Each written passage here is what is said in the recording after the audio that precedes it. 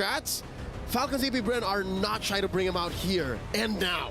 Yeah, I think it's one of those moments where I have to agree with Miracle. FCAP do have a slightly better draft. We'll talk about it a little bit more once we head into the land of dawn. Welcome, people. It's game number 2 in this best of 5 series. Currently, FCAP is 1 point ahead of Liquid Echo. Liquid Echo on blue, FCAP on red. You can see here the GOAT Carl TZ slightly faster on the uptake when it comes to his farm, but that does not stop Falcons apbren from doing what they do best. Again, our analysts mentioned this. They're going to start pushing in mid. Look at how fast they cleared that wave, forcing Liquid Echo to be defensive in their trio. I mean, I think they're learning a couple of things from the previous game. They're like, okay, maybe we traded a little too early the last time, but against few on this Lilia, it's harder to find these trades, so let's just focus on lane prio. Ooh, early flicker coming out of JP. Yep, and that does open up a retry by Carl TZ on the Little Wanderer. Luckily, Kyle did hold his ground there, didn't pull the trigger just yet, but yeah, about oh wait, team fight up top. Kyle TZ very low. Is that gonna be first blood drawn? Yes, Carl TZ takes down Kyle. Flap might be up next. Looking to get some spell vamp, but not this early on. Oh no. Liquid Echo not gonna let go. They're gonna take away the small camp too. They gotta take everything, right? And I think that Ogun, as much as he wants to use this Guardian's Bulwark to deny, it's really not gonna mean too much. But at the same time, right, I think that Kyle, he already found the value in that first flicker, and now Carl TZ just has to choke him out of farm for the rest of this game. We're gonna see how things are gonna progress, but in the meantime, right, first turtle coming up in 15 seconds, and I think that Falcon apbren, they might just give this up. Give up the first one, wait for the second turtle, and then play to the strengths of their comp. They're great at taking fights and then slowly peeling back, while Liquid Echo is like, we're good at holding ground and pushing forward. Which is a very similar dynamic from game number 1, and it's that awareness, it's that answer to who's the beatdown that Falcons apbren used to win game number 1 so handily. But how about now that they're down 1 kill, about 200, 300 gold, it's still them first to the scene, pulling the turtle slightly up. Can Kyle and Carl make it on time? I definitely think that Carl can make it on time, especially with Shield Unity, but honestly, both teams recognize that this doesn't seem like a very fruitful fight. Like, we could fight for this, but really, what are we going to get off of it, right? Because it's more ideal for Liquid Echo, because if JP gets that Minoan Fury, it's kind of hard for Falcons apbren to re-engage into that fight, and that means that Ogun needs to sit back when he really wants to be forward to deny skill shots. And we really haven't seen much from that tree. Up top, oh no! Sanford! Taken out by Flap and Kyle, and now that's a man down. Liquid Echo have to fight for this turtle while missing out on a final slash. Here we go, the full-on engage. Looking for that secure. In comes JP. Kyle TZ secures the turtle. And the middle view by JP finds no one, at least not in lethal range. And Kyle TZ here taking his small camp while Sanford and Sanji come in. Quick diversion play. And Falcons apbren make themselves scarce. Woo! I mean, it's 1-1 so far. Everybody's trying to make sure that they aren't dying to silly little things, right? They're just trying to make sure that if they are going to get a lead, sure, don't let them extend it. Keep them at bay. Again, this is real Mlbb now. So there are no such thing as nothing fights. Nothing comes for free, and everything happens for a purpose. Super Marco throwing out the SOD up top. Could this be round 2? Sanford vengeancing from one to another. Still a replay from about a minute ago. Flap and Kyle take him out again. I mean, they've been doing this time and time again, and I'm curious to see, is this because of, you know, the mechanics? They're trying to punish, like, if you want to show off your mechanics, sure, let's see how much you can test it against us as a more consistent comp, and honestly, an easier comp to pull off from the side of Falcons apbren. I think that Liquid Echo really need to start thinking where they need to find these resources. So far, there is a huge lead for Flap TZ over Sanford, and a slight lead for Benny Cutie over Super Marco. That's Corrosion Scythe and change on Benny Cutie's carry already. 40 seconds until the next Lord is spawned, and I think we've yet to see the full breadth of what Sanji can do with that diversion. I think there could be bigger turns, especially when the Lord comes up. I absolutely agree with you, but at the same time, it's on condition, right? Where's the penalty zone? Has Kyle TZ used all 3 of his abilities? Has Ogun used the Numenon Blast? Because even if you do get a flank, that Guardian's Bulwark is super annoying. Deflecting projectiles back at you, that takes away a lot of value from Sanji. Which I think counts a majority of Liquid Echo's true damage, right? I mean, main damage sources. the spells Sanji throws out, those are all projectiles. Benny Cutie's light wheels, those are all projectiles. Also very, very true, right? So Owen can get a lot of value in this game, and if it deflects into the right direction, who knows? He might actually, I mean, somebody might actually get a friendly fire kill. Turtle already started up. Sanford gets sent through the diversion. Ogwin used Flicker, and there's a big jump in. Sanji taken out by Flap. SOD spent in. Kyle taken out by Sanford. Kyle secures the turtle. The fight collapses towards TLPH's side. And Sanford dashing on through. Super Marco, spear, lets him through. And they let him go. Falcons apbren, not enough firepower just yet. Instead says, we'll move over to the turret. And now they have to hold. Unfortunately, I mean, Sanji did have his Flicker available, right? I think he wanted to, it was extended a little bit. I mean, Marco does, No, not like this. Super Marco gets dashed in on, survives with just 1 HP. Sanford goes down. Revenge strike and all. Now Carl Teasy up next on the docket. Will he get popped? The answer is no. Still survives. Looking for the clapback from Liquid Echo.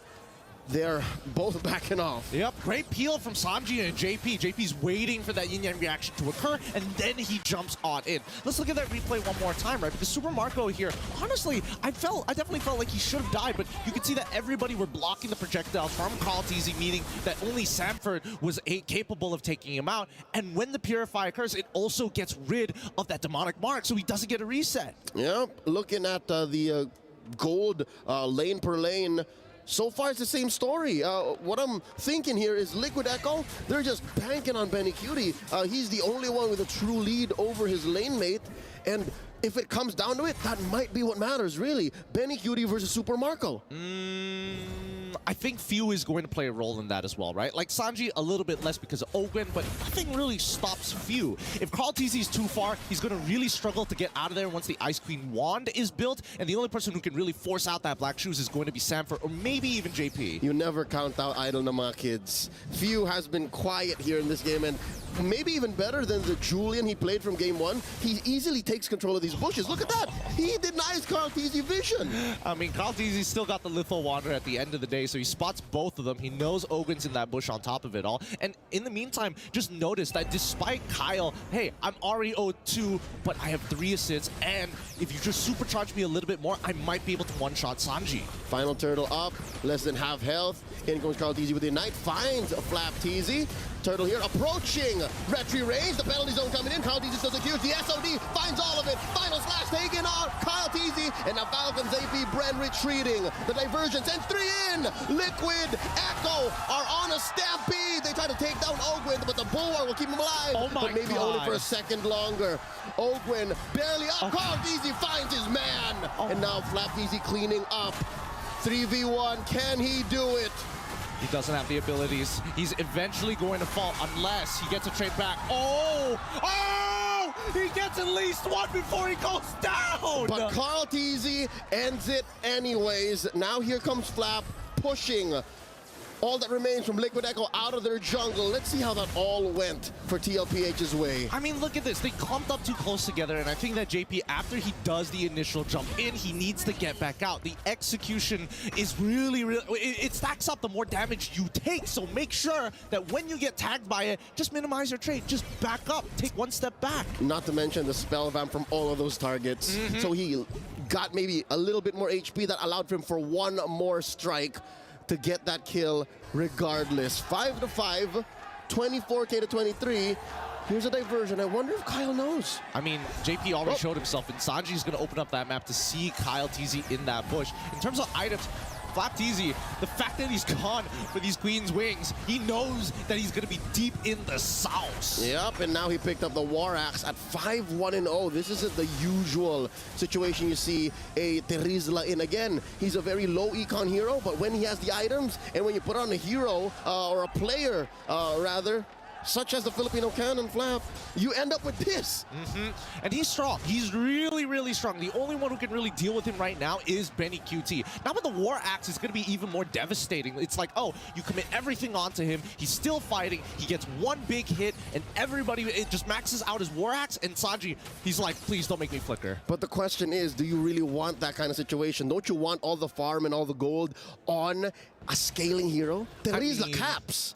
Terizla does cap, but it also combos extremely well with Kyle TZ. Not to mention even Ogwin. This could set up some big plays for Super Marco. And I mean, obviously Few is going to enable that, but at the end of the day, it all comes down to, can you hit the penalty zone? And we've yet to see it. We've yet to see it. 10 minutes in, a diversion play here, sending Benny, Sanford, and JP down. Something tells me Marco smells something is afoot. Something isn't right here, and I think Marco's like, you know what? I'll just let the wave come to me. At the end of it all, Liquid just trying to... Oh. And that confirms it. That confirms it. That's a jump scare. It's a horror game, but that means on the opposite side of the map, Falcons apbren are going to push TLPH out of position. Yep. One thing you know about a diversion is you can send people out, but you can't send them back. So that means the trio from TLPH had to walk the long way, which allowed for Falcons apbren a moment of aggression, but now we reset. Super Marco maintaining his placement down there in the bottom, pushing out that wave. All this while, Kyle TZ was managing top. Yeah, but I think, you know, now the side lanes are starting to even out. Well, maybe not for Sanford here, but everybody else starting to find their own footing. Small, very small leads. Oh, fight begins. Could this be the turn? Flap TZ taken out. No answers except for Minnow and Fury, forcing JP to flicker back out. Oh, no. That was the Numenon Blast first pulled. The JP held his trigger there. Yeah. I'm actually surprised that Flap TZ died so quickly. It just goes to show that Benny is he's complete. He's done with the Trinity build. Doesn't matter what else Flap TZ builds. He's just going to die even faster. Put more health on you, good sir. That was, what, 2 seconds all it took to take off Flap? So this is what I was saying. Like, do you really want to know Terizla? Because at the end of the day, at best case scenario, he's a penalty zone machine. And I think that's all you need, right? Every extra second from Flap TZ that can buy for the rest of the team means another stack for Few. Another opportunity for Super Marco to double up on that golden staff stacks as well. All in all, right, it's whether you can set the fight up. And I think right now, Liquid Echo is making it hard. Yep, they're not allowing Falcons apbren to get any solid footing. They start up the Lord Dance, pulling it out, wailing away very casually as 3 members of Falcons apbren push through. Flap holding that river, while Kyle TZ just casually farms. Wow, look at this. Nice wave set up down bottom by Marco. Yep, I mean, Marco, he's not being part of any of these fights technically with the SOD. He's got a global teleportation system on the... I mean, there's so much CC on Falcons apbren. It's pretty hard to miss the SOD as long as you're communicating. Yep, and you hoarded them off into a full corridor. Oh, there's a final slash. Few with the black shoes already. Kyle TZ spotting Marco here. Put out a third of his health. Benny Cutie dashing forward. Flap TZ gets the vengeance, gets the vengeance. Numenon blast into a big, beefy boy. They answer back with a Minoan Fury. No dice. Both teams back out. See, this is what I was telling you. Falcons apbren, yes, they can take space, but they can also give up space and kite backwards really nicely, as long as you chain your abilities well. Kyle is throwing down the chains. Hey, you can't walk forward. Numenon blast comes out in time, so that, unfortunately for Benny QT, who is very short range, must take a full step back, if not dash backwards. Something tells me this comes down to not just the damage dealers. We keep talking about Few, Sanji, Benny, Marco. Hey, maybe it comes down to the roamers too. You want to have a big Numenon Blast to set up, a big Minoan Fury to reply with, and then maybe that's why Liquid Echo is so good at controlling this now, is because they have the easier to pull off CC in their XP laner, the final slash. I mean, there is some extra layers to it, right? Because Liquid Echo, because they have consistent ways to engage, those are the main two. They're looking at JP as well as Sanford. They're not too bothered by Kyle TZ because they know they can peel one guy off, but Sanford is a different story. These are both immovable objects. That's what's happening here. No unstoppable forces just yet. Sanford sent over into that small brush. Few knows that he's there, and all this while, look at this. Marco just continuing to work on that wave. I mean, they already pulled that trick up with the mid-tier 1. I think they can't afford to keep sending Benny Cutie down to clear that wave. Look, they just gave up. They just let it happen. Exactly, and this is what we call tempo, right? Falcons apbren, they know that they've got the drop on Liquid Echo. They know they can hold their position and give it up at the same time. So when Super Marco gets these small pushes and they pull backwards, reset the Lord, do it all over again, and Liquid Echo is like, no, we have to respond. We need to take this space. Oh, Lord is at the point of no return. Oh, they do go for the reset, and they try to melt down Few, but it's not going to happen. In comes JP, the final slash. We get caught. There's a dash by Kyle TZ, bursting them down. Sanford falls. The Minoan Fury has been used. The Numenon Black pulled out. The diversion used to retreat, but it's not going to happen. FCAP walk away with a pickoff, and they continue to push in. They're not sending anyone home. JP holding his ground. The SOD coming in. Marco gets caught out. There's 3 over there, but is that enough? He's bulletproof, man. This kid is absolutely bulletproof. He goes in whenever he feels like it in the middle of 3, knowing that they've got no resources. Slapped easy, pulls a trigger, point blank, penalty zone, as the rest of them collapse on the Sanji. That's 2 down. Falcons AP Bren back to regular programming, taking out the Lord. Yep, and now they're going to take the space into that purple, insta-invade and fuse, just showing where the line is in the sand, drawing the borders right at Liquid Echo's purple buff. Now, we need to take a step back here because despite everything that has happened, Falcons AP Bren have been making smart decision after smart decision, but if we got a replay of that fight, man, Ogren is a monster. Puts up the shield and Penny QT nearly kills JP on accident. Man, we talked about how it might be between these roamers. Ogren has eyes behind his back. He set everything up so that Falcons AP Bren can walk away with, again, the correct small victories that allow for that huge turn. If we were counting out as a Lord dance, I'd say that lasted a good 3 or 4 minutes. Honestly, I would say even more because of how many waves had to spawn each and every time, right? We saw like, what, 6 waves? So yeah, you're definitely on the correct estimate here with the Lord already knocking on their doors. I think Falcons AP Bren, they want at least, at a minimum, 2 inhibitors. Oh no, the cavalry taken out of their breath. We're currently in the skies because the map has been turned red. Falcons AP Bren are soaring through, managing to get a 3-wave sink. This bottom lane inhibitor is gonna get taken out. Up next on the docket, top lane, mid might be up next as well. Where did this 6K gold lead come from? Falcons AP Bren are threatening to expose the base. And they get it. They get everything and a little bit more. All 3 inhibitors are down. The best situation for Falcons AP Bren. I think the major issue here is that Liquid Echo, they don't have a means to disengage from these types of fights. When they've committed all their resources, then it's gone, right? There's nothing else. You can't pull back. The simplest form of this were the multiple diversion play attempts. They would send 2 or 3 out across the map, and when it doesn't work out, all right, we'll spend the next 10-15 seconds walking back to where the dance began anyways. So we'll see if there's anything up left in the sleeves of Liquid Echo, because they need to pull that out a minute from now. And again, maybe you could say this is a different angle, but it's mirrored. It's literally mirrored. They're just moving down to the lower quarter, and it's likely Falcons AP Bren could pull the same trick. I mean, they're probably going to pull the same trick, if I'm being perfectly honest. And I mean, based off of the items as well, I don't think it's going to be necessarily enough, because half the time they're just sustaining through. Worst comes to worst, when you think you're about to make the super play, then of course the man with literally super in his name shows up and knocks you back. All right, and in that last moment where he SOD'd into 3, you made me a believer. I mean, I was a believer from day one. He is indeed bulletproof, but how? Well, you know what makes him bulletproof isn't even really his own skills. It's the rest of his teammates. Like, they allowed for him to do that. They're probably screaming at him, they've got nothing, and he's like, okay, I'm going. And again, 1 and 0 and 1. That definitely was a punishable play, but the rest of Falcons AP Bren made sure Marco would not fall. Now the Lord has spawned Carl TZ and JP in the proximity. Again, Liquid Echo don't need to panic. They have the cross-map play. Sanji here holding a far bush.